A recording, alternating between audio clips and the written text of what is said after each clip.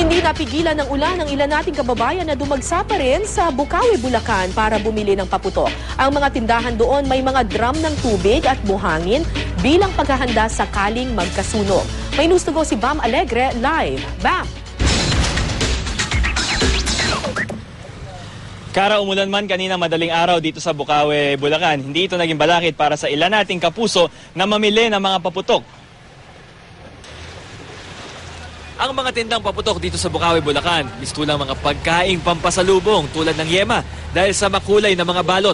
Sa kahon naman nakasilid ang iba't ibang aerial firecrackers gaya ng Sounds of Luck at Whistling Big Party. Mas murang mabibili ang mga paputok kapag bulto-bultong kukunin, katulad ni Aling Paulina na dumayo pa mula Fairview, Quezon City para mamili ng kwitis. Kasi nga, yung bang tradisyon na kailangan may paputok naman sa bagong taon, kaya kami nagsasadya. Naniniwala ba kayo na natataboy ng paputok ang malas? Yan ang sabi nila, ewan ko. Sumusunod na lang kami. Agaw pansin naman ng isang tindahan ng paputok dito na walang duda, fan ng Itbulaga. Andito tayo ngayon sa isang tindahan ng paputok na hindi lang isang kapuso, kundi isa pang dabarkads. Itbulaga kasi ang tema ng tindahang ito. Meron ding fountain na may mukha ni Raisa.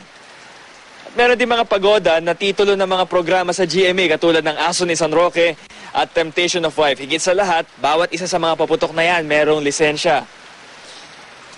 Kausapin naman natin ngayon yung bantay ng tindahan. Ate, bakit kaya Itbulaga yung tema ng tindahang ito? Siguro po kasi pan niya yung yung TVJ. Ibig sabihin, araw-araw talagang Itbulaga yung pinapanood niya? Opo. Minsan nga po nagagalit yung pag nililipat yung channel sa TV. Bilang fireworks capital of the Philippines, mahalaga sa mga taga-Bukawi na panatilihin ang kaligtasan sa mga tindahan. Bawal manigarilyo malapit sa mga paninda at bawal din itong subukan. Isauli na lang daw kung depektibo ang nabili. Meron ding mga nakaabang na drum ng tubig at buhangin sa bawat tindahan para sakaling magkasunog ay agad itong mapula. Kara, dito sa tinatayuan nating lote, may 15 tindahan kaya hindi tayo mauubusan ng mapagpipilian. Pero marami mang paputok dito na pwedeng pilian. Bawal pa rin itinda rito yung mga paputok na hindi ligtas, katulad na lamang ng Piccolo, Plapla, at yung iba't ibang mga goodbye na paputok tulad ng Goodbye Philippines, may Goodbye Bading pa nga, Goodbye Gloria.